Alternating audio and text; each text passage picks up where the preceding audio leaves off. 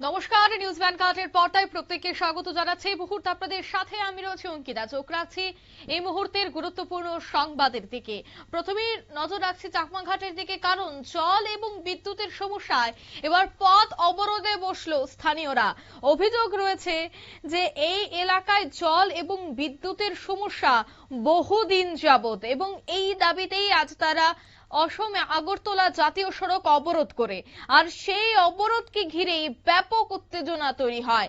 দীর্ঘ 2 থেকে 3 ঘন্টা চলে এই অবরোধ। এই অবরোধের জেরে জাতীয় সড়কের উভয় পাশে শতাধিক যানবাহন আটকে পড়ে এবং সাধারণ যাত্রীদের চরম দুর্ভোগ পোহাতে হয়।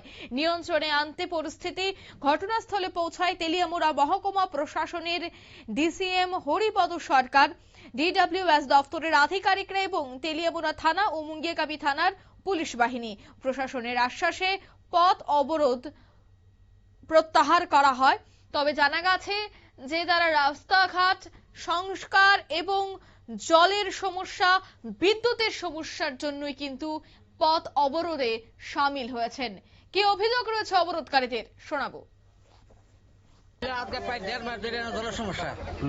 একবার মেশিনের সমস্যা, মেশিন ঠিক করে, তারপরে কারেন্টের সমস্যা, ভোল্টেজ হয় না, যে কারণে 1.5 মাস ধরে কোনো জল পায় না কেউ। মেশিন চালাইলে মেশিন ভোল্টেজ না কমে। কোন গ্রাম পঞ্চায়েত এটা? চাকমাঘাট গ্রাম পঞ্চায়েত। প্রধান মেম্বার এটা 1000 বার ফোন করছে, জলের কোনো ব্যবস্থা করছে না। না, আমরা এখানে জল পাই না। তারপরে এখান থেকে আমি অফিসে কয়েকবার গেছি, কারেন্ট অফিসও গেছি, এরপরে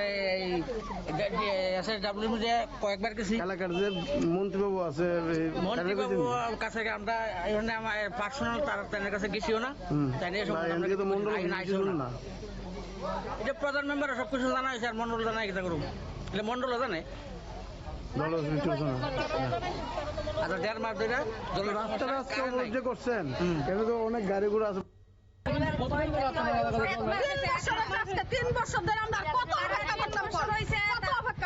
3 বছর হয়েছে আমাদের বাড়িতে, মানে এলাকার যিনি বিধায়ক বা মন্ত্রী তাই না জানেনি এই যে আপনার এলাকায় জল নাই? অনেকবার জানাইছি, অ্যাপ্লিকেশন দিছি, কারেন্ট অফিসে দিছি, মন্ডল দিতাছি, এখন পর্যন্ত কোনো ব্যবস্থা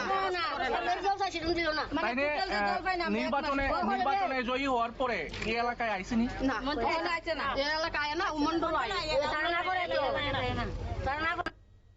আপনারা শুনলেন অবরোধকারীদের বক্তব্য। তারা অভিযোগ করছেন যে বহু বছর যাবত তারা এই সমস্যার সম্মুখীন এবং বিগত 1 থেকে 1.5 মাস যাবত তারা পানীয় জল থেকেও বঞ্চিত হচ্ছে। পানীয় জল ঠিকঠাক ভাবে পৌঁছে দেওয়া হচ্ছে না। এই বিষয়টা সম্পর্কে সংশ্লিষ্ট প্রশাসন, পঞ্চায়েত, এমনকি মন্ত্রী বিধায়ককে জানিয়েও কাজের কাজ কিছুই হচ্ছে না। তাই আজ তারা বাধ্য হয়ে পথ অবরোধে সামিল হয়।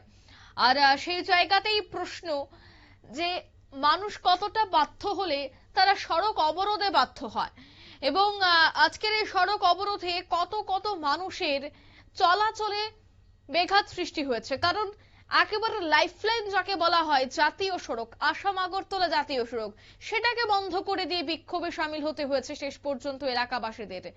কিন্তু 1 থেকে 1.5 মাস যাবত কেন পানীয় জল পৌঁছে দেওয়া হচ্ছে না? প্রশাসনের সম্পর্ক এই বিষয়টা সম্পর্কে অবগত রয়েছেন, স্থানীয় প্রতিনিধিরা এই বিষয়টা নিয়ে অবগত রয়েছেন, কিন্তু তারপরেও কেন এই বিষয়টা নিয়ে কোনো ধরনের কোনো কর্ণপাত করা হয়নি, আর যার জন্য এত মাস যাবত তাদেরকে ভুগতে হয়েছে এবং অবশেষে এই অবরোধে সামিল হতে হয়েছে। যাই হোক, এবার যেহেতু তারা অবরোধে সামিল হয়েছে, তাদেরকে আশ্বাস দেওয়া হয়েছে। এখন দেখার যে অবরোধের পর, আশ্বাসের পর তাদের পানীয় জল এবং বিদ্যুতের সমস্যা সমাধান হয় কিনা। অন্যদিকে আজ এই খবর সংগ্রহ করতে নিউজ ভ্যানগার্ড প্রতিনিধি হিরণময় সে পৌঁছে যায় ঘটনাস্থলে, কিন্তু সেখানে খবর সংগ্রহ করতে গিয়েই আক্রান্ত হয়েছে নিউজ ভ্যানগার্ডের সাংবাদিক। আপনারা সেই ছবিও দেখতে পাচ্ছেন। কিছুক্ষণের মধ্যে এই সংক্রান্ত খবর নিয়ে আমরা দ্রুত ফিরে আসছি, কিন্তু এই মুহূর্তে নিয়ে নিচ্ছি ছোট্ট একটি বিজ্ঞাপন বিরতি। সঙ্গে থাকুন।